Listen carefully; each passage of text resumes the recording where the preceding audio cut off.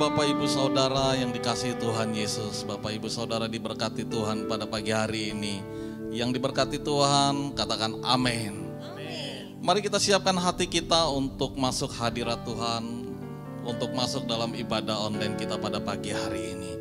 Mari angkat tanganmu di hadapan Tuhan, kita menyembah Tuhan. Haleluya.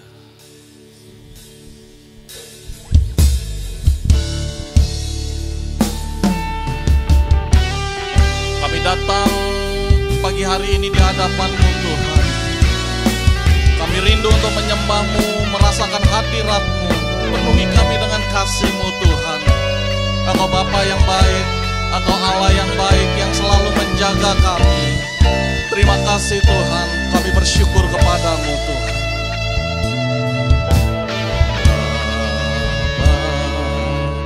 Kau setia, Bapa, Kau mulia, tenanglah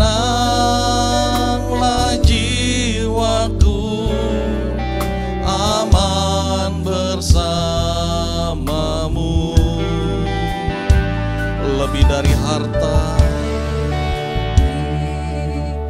dari harta, Kaulah segalanya.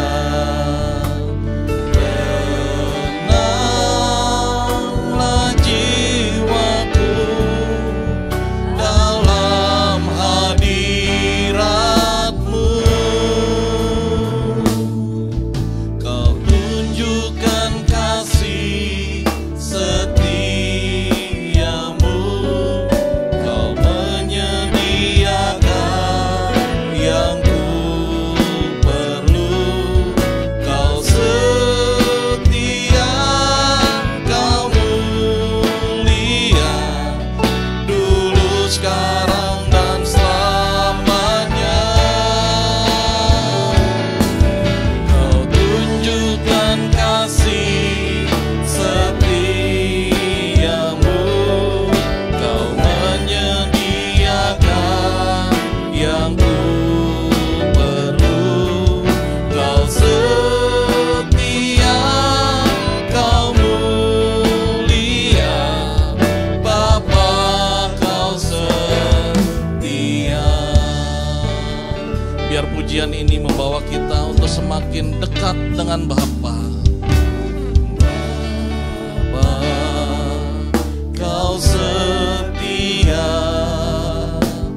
Bapa, Kau mulia, tenanglah jiwaku dalam hadirat-Mu. Kau tunjukkan kasih setiamu, Kau menyediakan yang ku perlu. Kau setia, Kau mulia, dulu, sekarang, dan selamanya. Kau tunjukkan kasih setiamu, Engkau tunjukkan kasih setiamu Tuhan. Engkau menyediakan yang kami perlu. Kau mulia, dulu, sekarang, dan selamanya.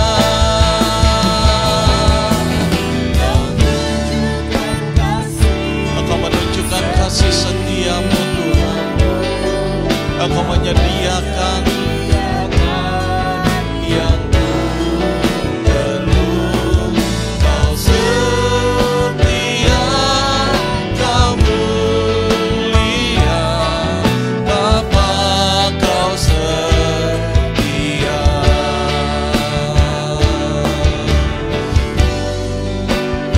Kami percaya Tuhan, sungguh kami percaya kepadamu. Kami percaya Tuhan, menunjukkan kasih setia-Mu kepada kami. Engkau menyediakan apa yang kami perlukan ya Tuhan. Sungguh kami bersyukur kepada-Mu.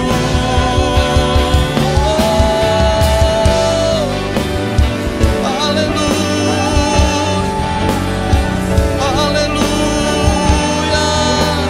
Lebih lagi kita menyembah Tuhan Yesus.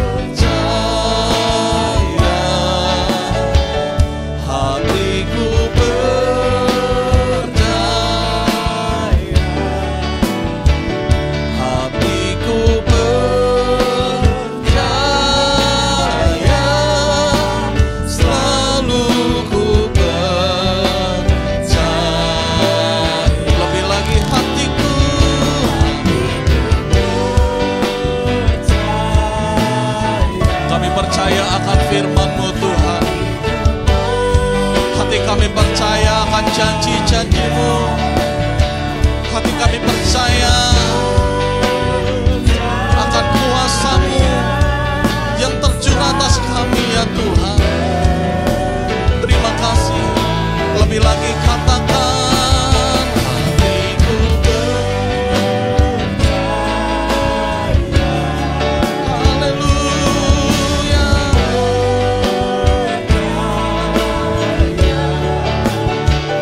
Hatiku percaya, selalu ku percaya, selalu ku percaya. Sekali lagi dengan segenap hati, selalu ku percaya.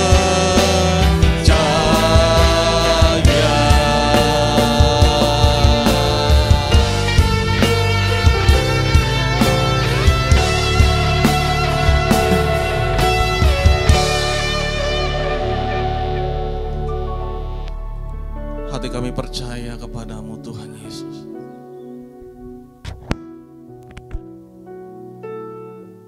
Sungguh hati kami percaya kepadamu Tuhan. Lewat firman Tuhan yang kami dengar pada pagi hari ini Tuhan. Biar itu dapat menambah kepercayaan kami kepadamu Tuhan. Kami bersyukur kepadamu ya Tuhan Yesus. Di dalam nama Tuhan Yesus Kristus. Haleluya. Amin.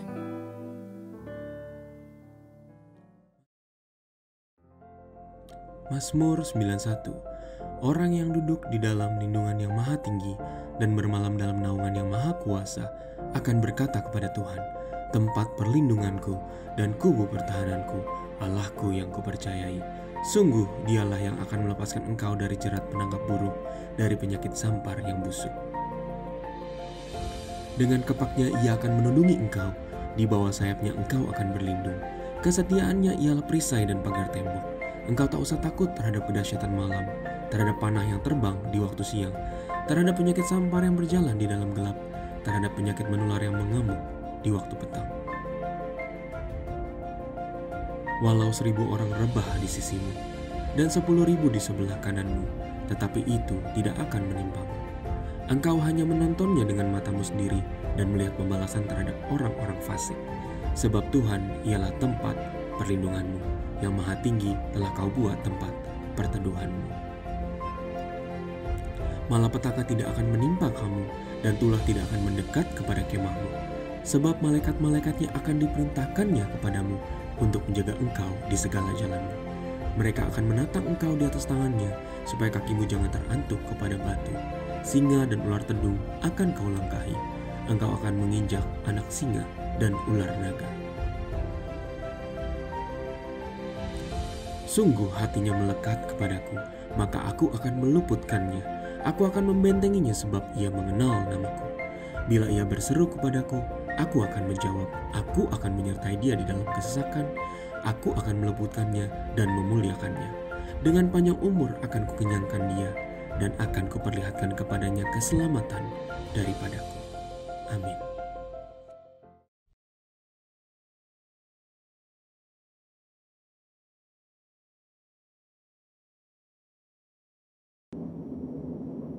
Shalom saudara, dalam Voice of Pentecost kali ini kita akan membahas bagaimana caranya mengikuti kehendak Bapa. Apakah saudara pernah merasa sudah berbuat baik, melakukan ini dan itu, bahkan mengorbankan banyak hal, namun sepertinya permohonan kita tidak dijawab atau tidak sesuai dengan harapan kita? Matius 26 menceritakan tentang Yesus yang menghadapi waktu-waktu terakhir sebelum penangkapan di Taman Getsemani.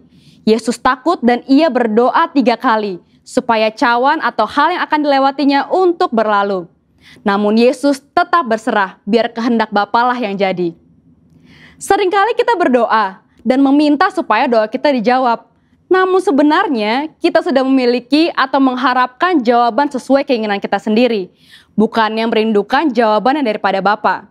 Sikap Yesus pada peristiwa tadi menunjukkan betapa ia dihadapkan dengan keadaan yang sulit.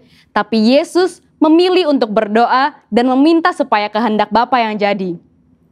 Doa Bapa kami diajarkan oleh Tuhan Yesus kepada murid-muridnya. di mana salah satu bagiannya merupakan sebuah permintaan. Jadilah kehendakmu di bumi seperti di surga. Doa ini mengajarkan untuk kita hidup berserah dan percaya sepenuhnya kepada Bapa. Sekarang, kita akan mengetahui maksud dari hidup yang mengikuti kehendak Bapa.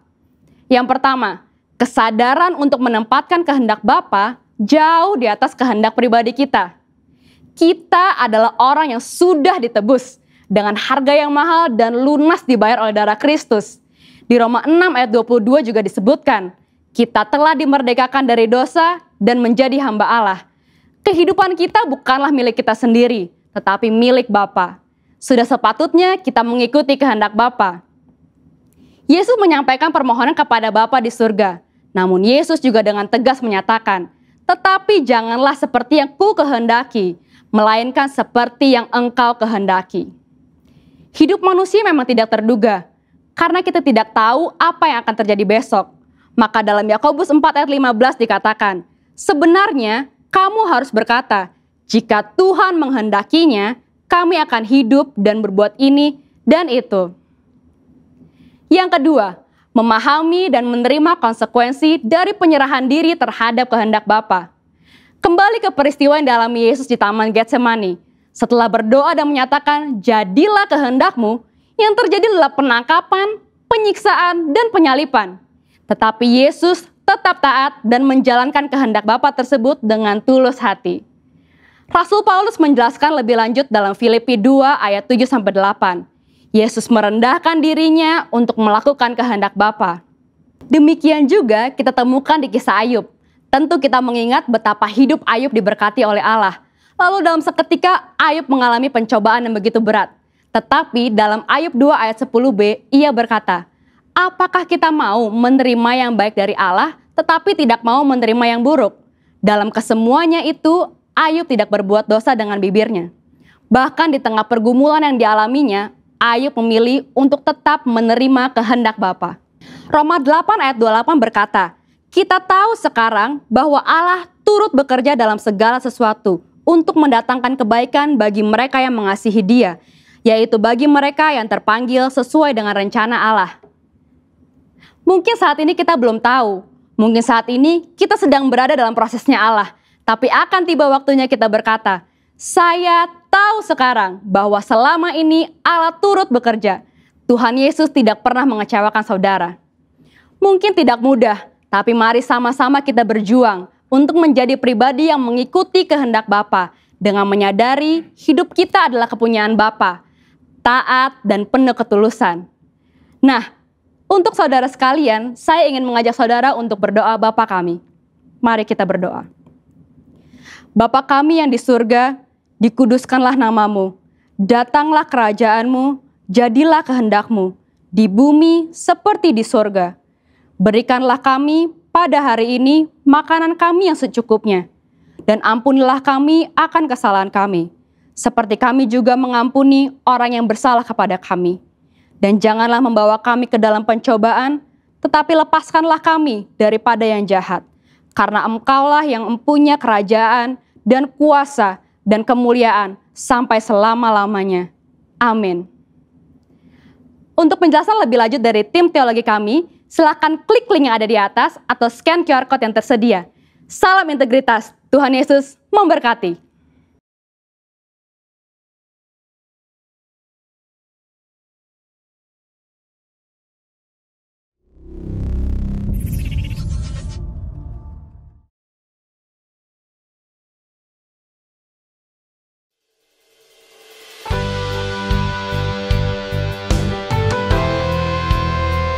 Pentakosta ketiga adalah pencurahan Roh Kudus yang dahsyat di zaman ini melebihi yang terjadi di Azusa Street.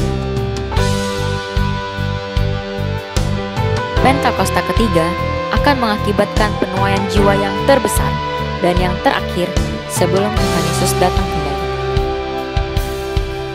Pentakosta ketiga akan membangkitkan generasi Yeremia, yaitu anak-anak muda yang dipenuhi Roh Kudus, cinta mati-matian kepada Tuhan Yesus, tidak kompromi terhadap dosa, dan akan bergerak untuk memenangkan jiwa. Pentakosta ketiga lahir di Indonesia dan bergerak ke bangsa-bangsa. Gerakan ini dari timur ke barat dan akan kembali ke Yerusalem. Pentakosta ketiga akan memberikan kuasa untuk menyelesaikan amanat agung, dan setelah itu Tuhan Yesus datang kembali.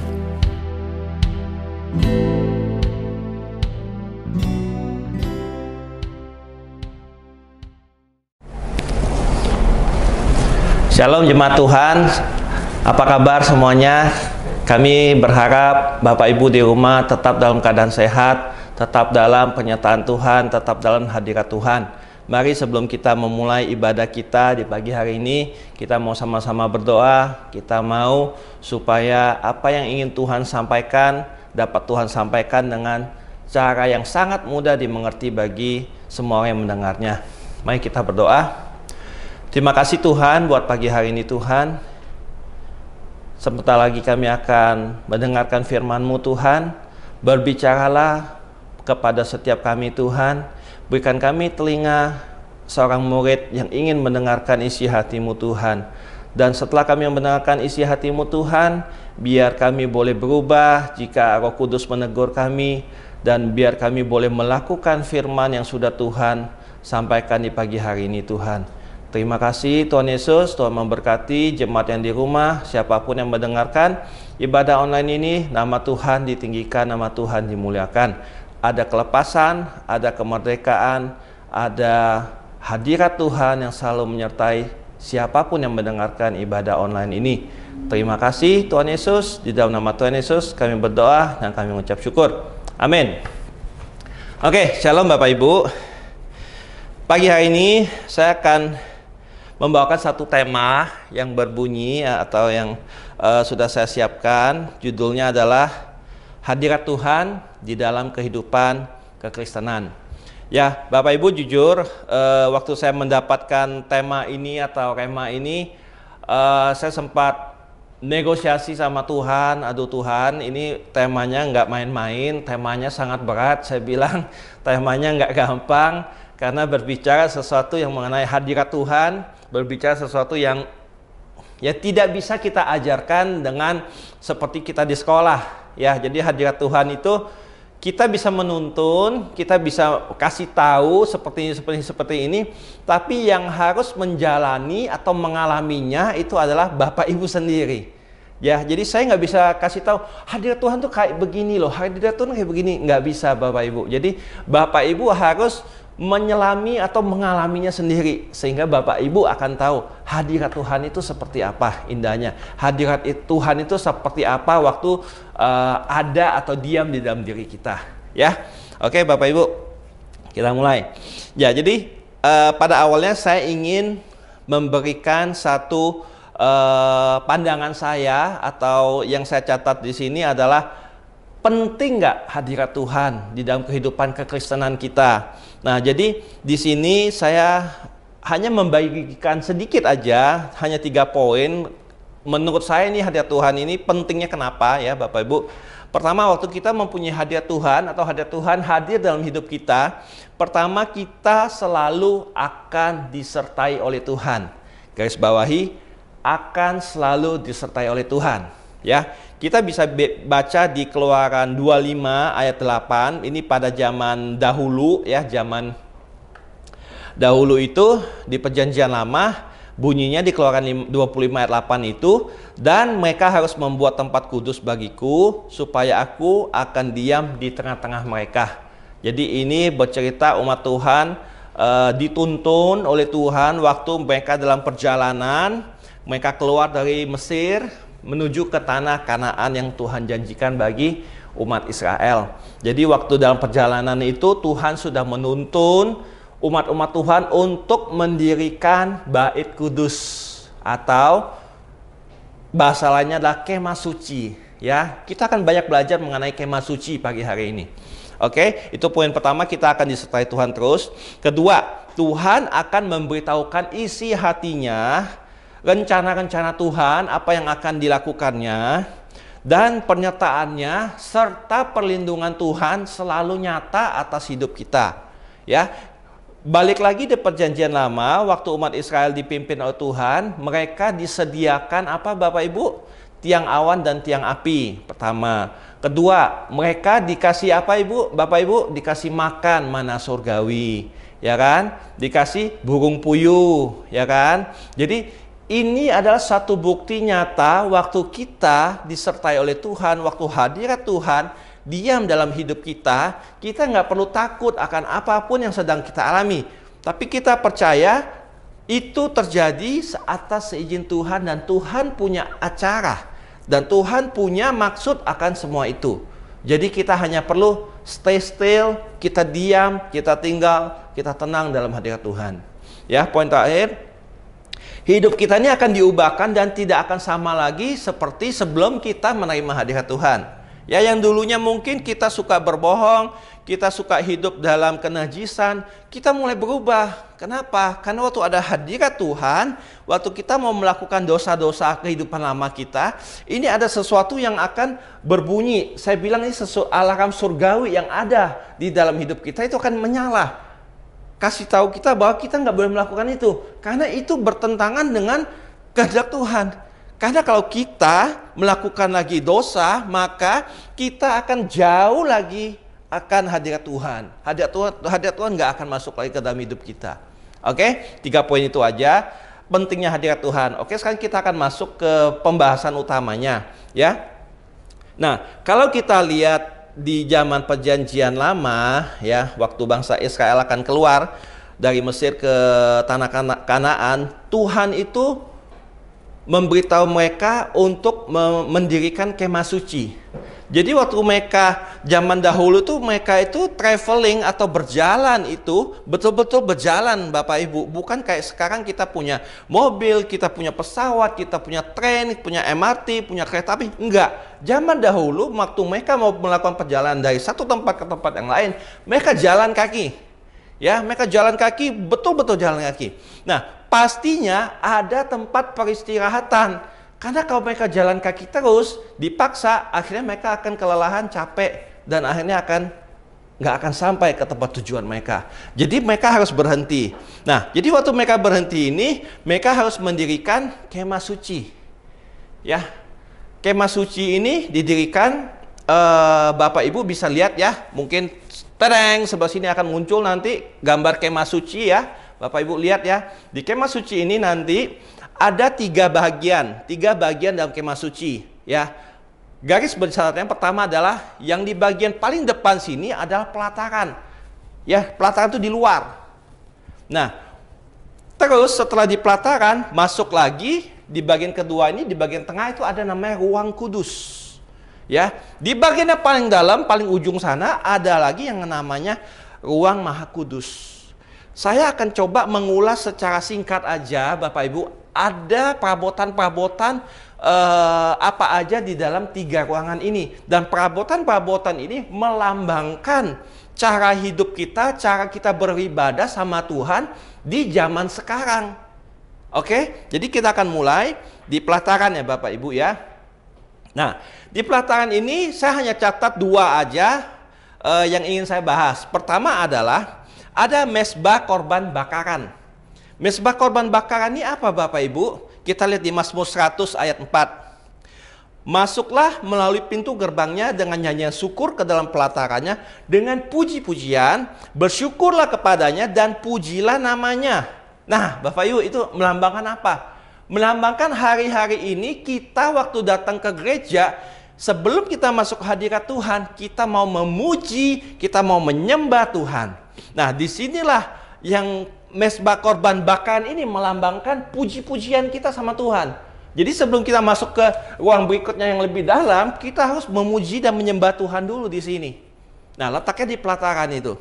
Ya, setelah itu ada lagi yang namanya bejana pembasuhan. Bejana pembasuhan ini zaman dahulu kita lihat di sini ada binatang-binatang, hewan-hewan. Hewan-hewan ini yang akan dipersembahkan buat Tuhan. Jadi sebelum hewan-hewan ini dipersembahkan buat Tuhan, kan harus disembelih, dipotong.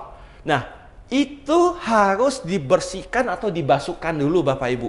Supaya sudah bersih, sudah wangi istilahnya, sudah bagus, sudah layak, baru dipotong, disembelih, dibasuhkan dan masuk ke dalam persembahan buat Tuhan.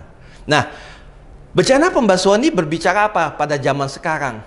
Jadi saya mendapat hikmat bahwa bencana pembasuhan ini adalah kita sebelum masuk hadirat Tuhan, kita harus membersihkan dulu dosa-dosa kita.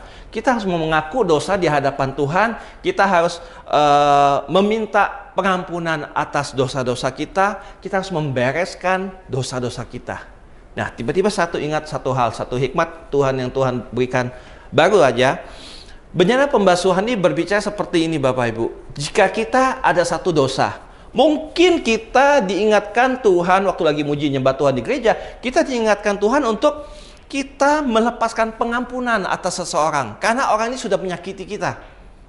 Nah, karena kita ini masih tinggal di dalam dunia ini dan kita masih mengandalkan pikiran otak kita otomatis akan bertanya, salah saya apa Bab Tuhan? Yang salah kan dia. Kenapa saya harus melepaskan pengampunan buat orang ini? Perhatikan Bapak Ibu, kalau kita sudah diingatkan oleh Tuhan, oleh Roh Kudus untuk kita melepaskan pengampunan atas orang ini, lakukan saja dengan taat, kerjakan dengan baik. Maka Bapak Ibu akan mulai masuk ke dalam hadirat Tuhan. Ya, jadi di pelataran Bapak Ibu saya hanya membahas 2 aja pada sementara itu sebetulnya masih ada beberapa perabotan tapi saya hanya bahas 2 aja ya, mesbah korban bakar dan dan bencana pembasuhan. Nah, saya akan masuk lebih dalam lagi ke di pelataran ini. Pelataran ini melambangkan atau mencontohkan adalah ciri-ciri orang-orang Kristen di hidupnya di pelataran. Ya, seperti apa? Saya tulis di sini. Karena di pelataran Bapak Ibu bisa lihat ya, ini kan ruang terbuka.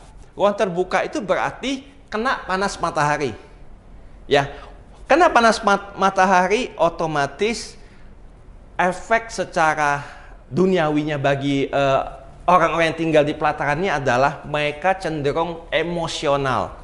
Mereka cenderung temperamental. Sedikit-sedikit marah, emosinya meledak-ledak. Walaupun sudah anak-anak Tuhan, walaupun sudah Kristen, tapi gaya bicaranya, wah, sangar Bapak Ibu, gaya bicaranya nggak sopan. Nah, ini melambangkan orang-orang yang masih hidup di dalam pelataran, ya Bapak Ibu. Terus saya catat sini kedua ada orang-orang Kristen yang hanya berlogokan KTP status agamanya Kristen. Ya, mereka hanya datang setiap hari Minggu ke dalam gereja Tuhan atau ke bait Tuhan, ya rumah Tuhan. Saat ini kita bilangnya rumah Tuhan. Kalau zaman dulu itu namanya kemah suci. Mereka hanya datang ke dalam gereja Tuhan hanya karena mereka beragama Kristen dan mereka mempunyai kewajiban sebagai orang Kristen untuk datang beribadah hanya setiap hari Minggu saja. Ini adalah ciri-ciri orang yang masih tinggal di pelataran. Ya, Bapak Ibu. Terus karena di pelataran ini tempatnya terbuka, otomatis ya banyak godaan-godaan dari luar yang masuk. Banyak godaan-godaan, ya kita nonton TV bisa kita nonton film ini menceritakan satu hal. Nah, ini banyak masuk hal-hal yang bertentangan dengan firman Tuhan. Tapi karena kita masih di pelataran statusnya, kita nggak ngerti bahwa ini akan menggerogoti firman kita. Ini akan menggerogoti firman Tuhan atau menggerogoti iman kita. Ya kita terima saja, karena kita merasa ini layak kita konsumsi. Layak tanda kutip Bapak Ibu.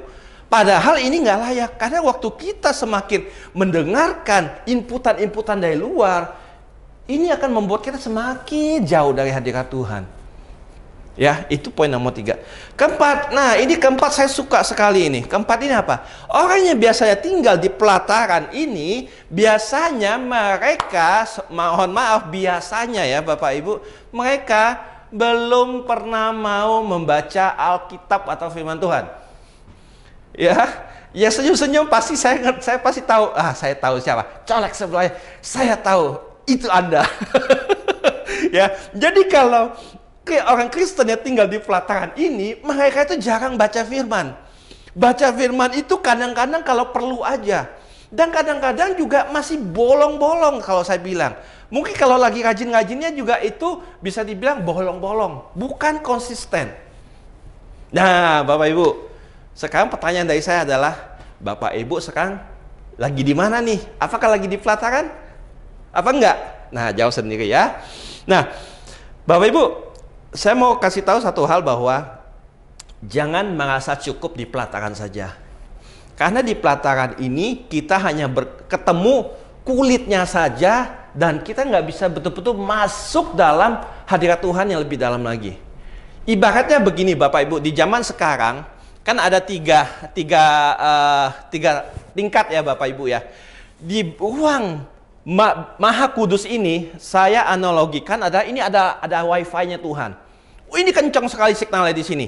Tapi karena kita di pelataran di sini Bapak Ibu di luar, signalnya nggak nyampe.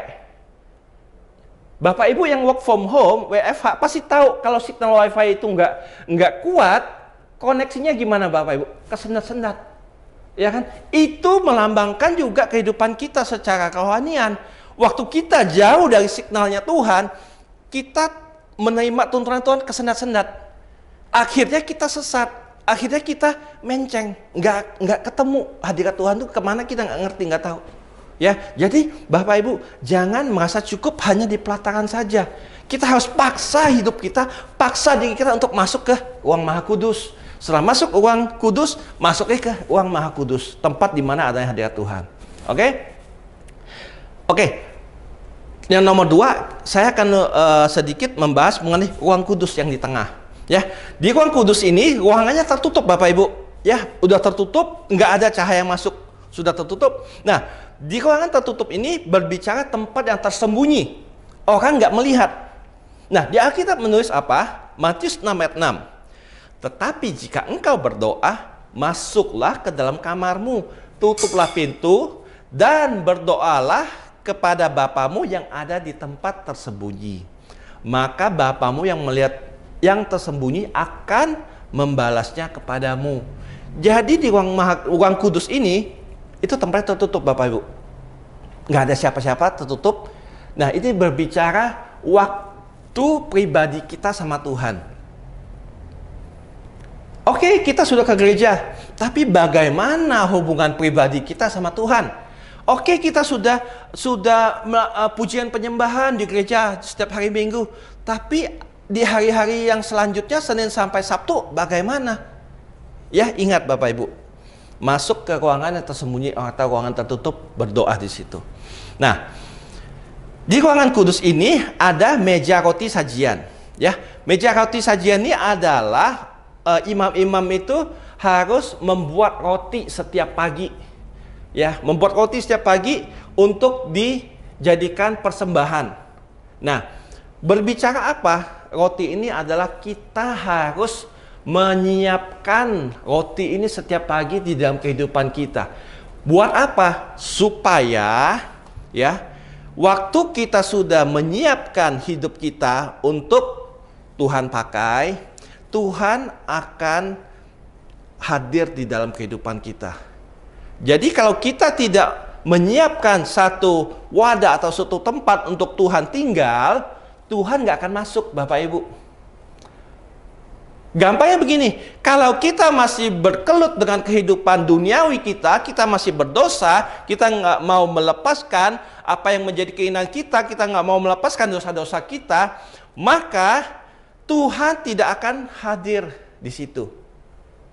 Tapi kalau kita mulai setiap hari kita melakukan pelepasan, ya, kita melepaskan pengampunan, kita membaca firman Tuhan, kita setiap hari terus membuat roti yang baru buat Tuhan, maka Tuhan pasti akan hadir dalam hidup kita.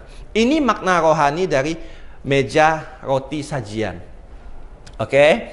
Kedua, ada mesbah ukupan atau pembakaran. Nah, mesbah ukupan dan pembakaran ini berbicara mengenai doa, pujian, dan penyembahan. Ya, saya sangat senang di GBI Gatot Subroto yang kita sekarang dinaungi. Kita dalam naungan GBI Gatot Subroto punya satu DNA rohani yang berbunyi gini: prajurit-prajurit Tuhan yang gagah perkasa, yang gaya hidupnya doa, pujian, penyembahan dalam unity. Siang dan malam serta melakukan kehendak Bapa pada zaman ini. Ini adalah DNA gereja kita. Sudahkah Bapak Ibu menyiapkan mesbah ukupan dan pembakaran? Ini berbicara setiap hari harus ada doa, harus ada pujian, harus ada penyembahan buat Tuhan. Oke? Next, yang terakhir, di ruang kudus ini ada menorah. Menorah itu atau kaki dian atau kandil. Ya, kalau kita lihat di sini, gambar menorah itu lampu, terus ada bentuk, ada seperti ada 7 bagian. Ya, mungkin saya bisa bilang 7 kaki lah ya, 7 kaki. 7 kaki ini bukan secara kebetulan kita ini dari Senin sampai Minggu, Bapak Ibu. Senin sampai Minggu ada berapa hari? Senin, Selasa, Rabu, Kamis, Jumat, Sabtu, Minggu, ada 7. Bu, ini berbicara mengenai apa angka 7 ini Bapak Ibu? Setiap hari lampu ini harus nyala. Nah, sama dengan kehidupan kita, setiap hari dari Senin sampai Minggu harus ada doa, pujian, penyembahan, baca firman, saat teduh. Itu harus ada dalam kehidupan anak-anak Tuhan saat ini. Jadi waktu kita sudah masuk ruang kudus, kita harus selalu dalam Senin sampai Minggu ada dalam hadirat Tuhan. Baca firman Tuhan, doa, pujian, penyembahan sama Tuhan. Oke? Nah, saya catat di sini juga bagaimana saat teduh Bapak Ibu. Saat teduh kita sangat penting Bapak Ibu. Saya setiap hari, bukannya saya mau menyombongkan diri, setiap hari saya selalu saat teduh. Walaupun saya sedang kondisi fisik capek, kondisi fisik lemah atau lagi sakit, selama saya masih bisa membaca, saya akan membaca firman. Walaupun saya sedang sakit, terbaring di tempat tidur, kalau saya masih bisa membaca, Bapak Ibu perhatikan, saya akan tetap membaca firman. Kenapa? Karena itu sudah menjadi komitmen saya bersama Tuhan bahwa saya mau menjaga hadirat Tuhan tetap ada dalam hidup saya mau ada penyertaan Tuhan yang sempurna atas hidup saya mau Tuhan selalu bela saya mau Tuhan selalu menuntun setiap langkah-langkah saya, dan saya mau berjalan selalu dalam rencana Tuhan. Makanya Senin sampai Minggu saya selalu saat teduh, baca Alkitab. Ya kan? Pak, saya sudah selesai baca Alkitab tahun lalu. Oke, saya sudah berapa kali menghabiskan Alkitab, Kejadian sampai Wahyu. Tapi waktu masuk 1 Januari, saya baca lagi dari Kejadian. Setiap kali saya mulai sesuatu yang baru lagi, di tahun yang baru, Tuhan selalu kasih hal-hal yang baru lagi ke saya. Jadi firman Tuhan itu Bapak Ibu hidup. Kita baca dari Senin sampai Minggu, kita selalu mendapatkan remanya. Kalau kita nggak mau baca firman, nggak bisa. Kita nggak akan kuat mengalami masa-masa kita di pandemi seperti saat ini. Kita butuh Tuhan Bapak Ibu. Ya, saya catat di sini Mazmur 119 ayat 105. Bunyinya ini, firman-Mu itu pelita bagi kakiku dan terang bagi jalanku. Jadi kalau kita nggak pernah baca Alkitab dari Senin sampai Minggu, bagaimana firman Tuhan ini bisa menjadi cahaya? Ya, ini menorah ini lampu kayak lilin. Kalau Bapak Ibu lihat itu kayak lilin. Itu menerangi sekeliling ruangan ini. Jadi hanya lampu ini aja, cahaya ini yang ada di ruangan kudus ini. Matahari nggak masuk. Jadi Bapak Ibu dari Senin sampai Minggu, supaya hidup Bapak Ibu diterangi terus oleh cahaya Tuhan, oleh sinar kemuliaan Tuhan, harus saat teduh, harus baca firman, harus ada doa, pujian, penyembahan. Oke? Nah, Bapak Ibu, jangan merasa cukup kita masuk atau kita hanya berada di ruang kudus ini. Tapi kita harus push lagi, paksa lagi diri kita untuk masuk ke dalam ruang Maha Kudus. Ruang terakhir, signal wifi-nya jauh lebih kuat lagi. Hadirat Tuhan jauh lebih kuat lagi. Di sini kita sudah dapat hadirat Tuhan, tapi belum full, masih setengah. Jadi kalau ada bar, itu baru 2 bar. Ya, kalau kita masuk lagi ke ruangan berikutnya, itu full barnya. Koneksinya kencang. Oke, sekarang kita masuk ke ruang Maha Kudus ya Bapak Ibu. Nah, di ruang Maha Kudus ini ada apa Bapak Ibu? Ada yang namanya tabut perjanjian. Tabut perjanjian yang melambangkan hadirat Tuhan yang sangat kuat. Tuhan hadir di tempat itu. Kita semua harus masuk ke ruang Maha Kudus. Jadi dulu Bapak Ibu sebelum masuk ruang Maha Kudus dia ada tirai.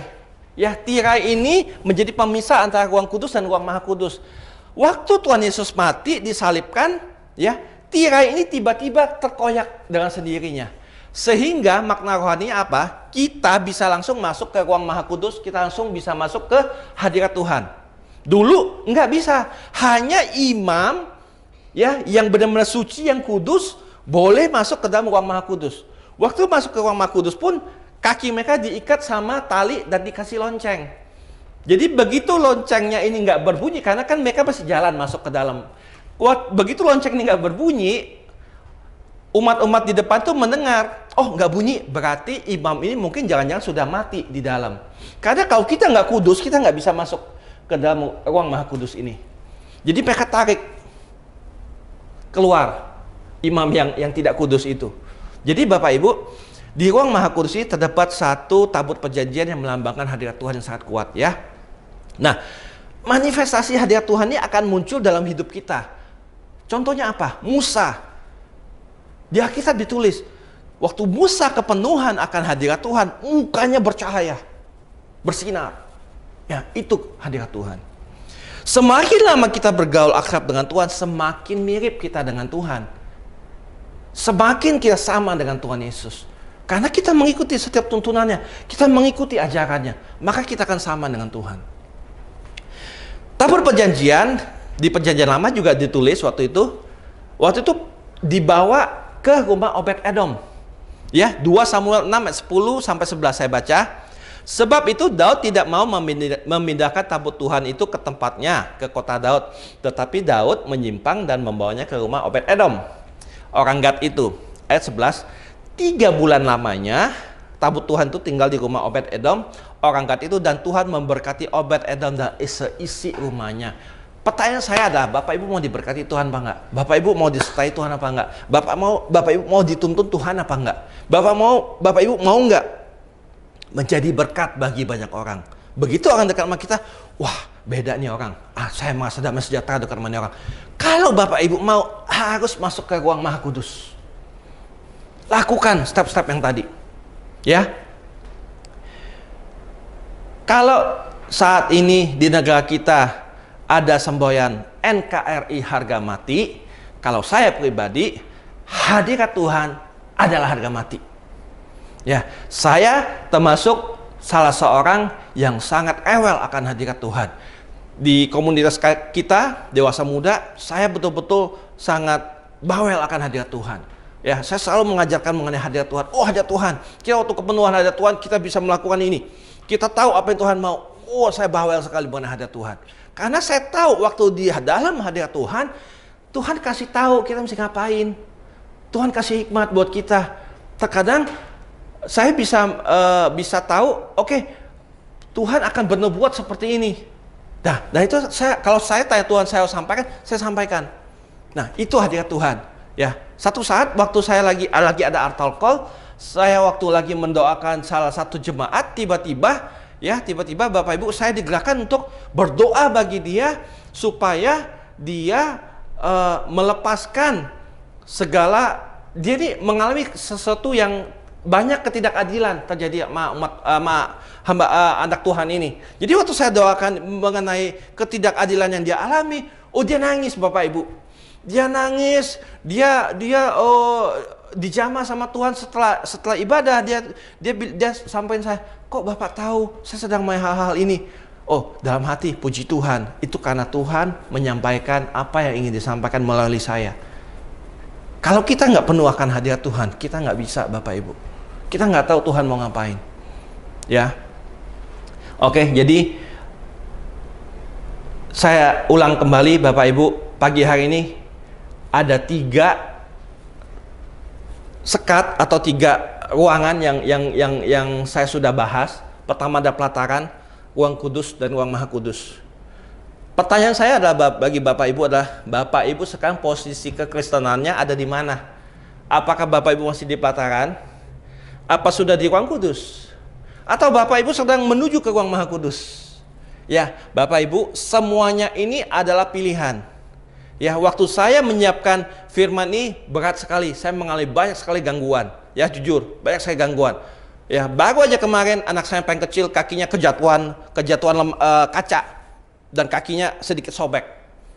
Itu waktu saya lagi menyiapkan firman ini. Waduh, saya bilang ada apa ini Tuhan? Kenapa seperti ini? Oke, Bapak Ibu, jadi ingat ya, kalau Bapak Ibu sekarang posisinya berada di pelataran, kita harus paksa masuk, berusaha masuk ke ruang kudus. Setelah kita masuk ke ruang kudus, Bapak Ibu, masuk lagi ke ruang Maha Kudus, karena disitulah letaknya hadirat Tuhan, disitulah letaknya damai sejahtera, disitulah letaknya sukacita Tuhan, ya, dan disitulah letaknya penyertaan Tuhan yang sempurna atas hidup kita. Kita pasti mau hidup kita anak-anak Tuhan disertai oleh Tuhan.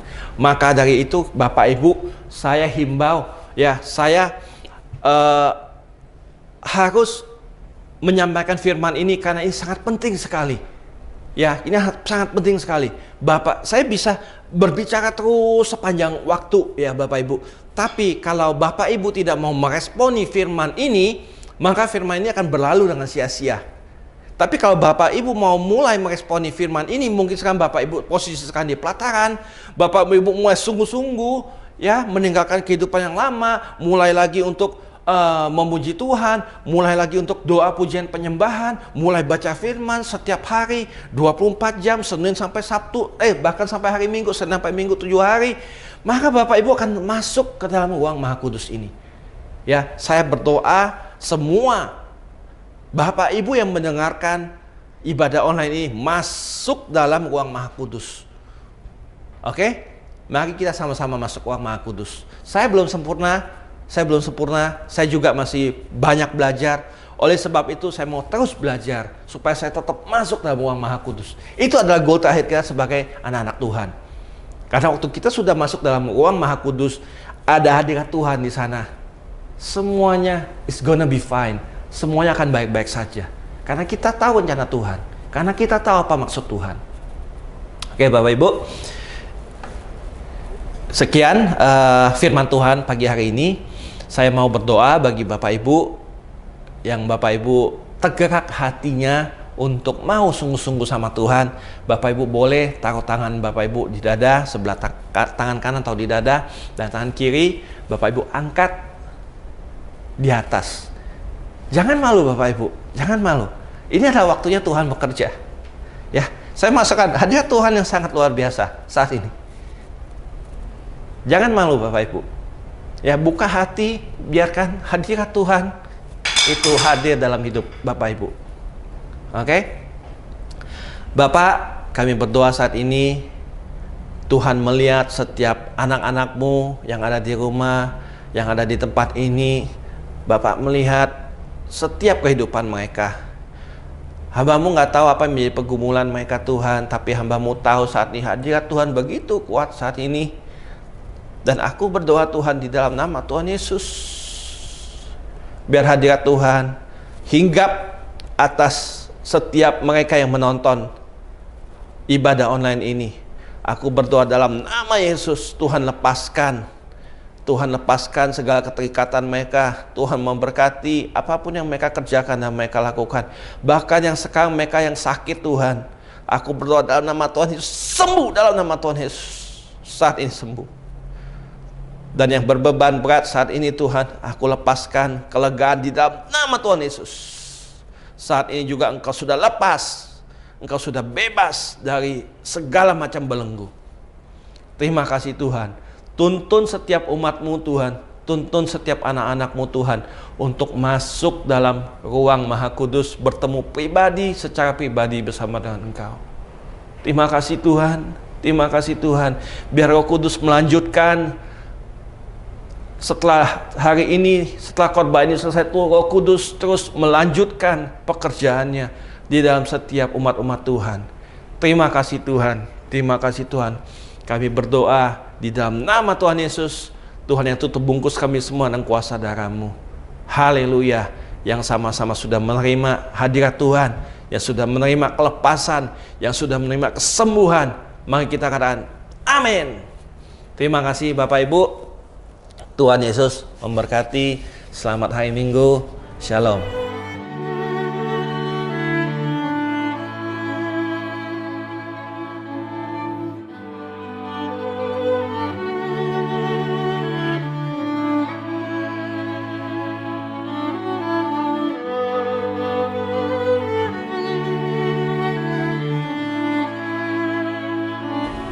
Mari kita bersatu di dalam doa. Allah Bapa di surga, kami mengucap syukur Tuhan buat firman pada pagi hari ini Tuhan, dan kami juga mau berdoa ya Tuhan untuk pengkhotbah ya Tuhan, untuk yang telah memberikan firman Tuhan. Kiranya Engkau yang berkati kehidupannya, Engkau yang berkati setiap apa yang dilakukannya Tuhan, supaya setiap yang dilakukannya adalah berhasil Tuhan, dan bisa memberikan dan men-sharingkan setiap firman-Mu dengan baik ya Tuhan. Kami juga berdoa Bapa untuk gembala sidang kami, Bapak Niko Tuhan. Engkau yang tambahkan lagi kemampuan atas beliau Tuhan. Engkau yang berikan juga hati sebagai hamba kepada Pak Niko Tuhan.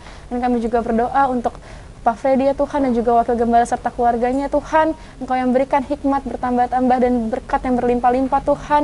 Engkau yang berkati keluarga, dan Engkau berkati Tuhan supaya setiap apa yang dilakukannya adalah berhasil Tuhan. Kiranya Engkau juga berikan kesehatan, dan juga Engkau berikan kelimpahan ya Tuhan. Kami juga berdoa Bapa untuk jemaat yang telah hadir pada pagi hari ini Tuhan. Kiranya Engkau berkati supaya mereka bisa menerima setiap firman yang telah dibagikan Tuhan, dan juga bisa menjadikannya sebagai rema di dalam kehidupannya masing-masing ya Tuhan. Kami juga berdoa ya Bapa untuk bangsa dan negara kami ya Tuhan. Kiranya Engkau yang berkati pemerintahan dari pusat hingga daerah ya Tuhan. Engkau yang berikan hikmat dan kebijaksanaan atas setiap pengambilan keputusan ya Bapa, supaya setiap keputusan yang mereka ambil ya Bapa berdasarkan daripada-Mu ya Tuhan. Kami juga berdoa Tuhan karena Indonesia, kami yakin Indonesia ada di tangan-Mu ya Bapa.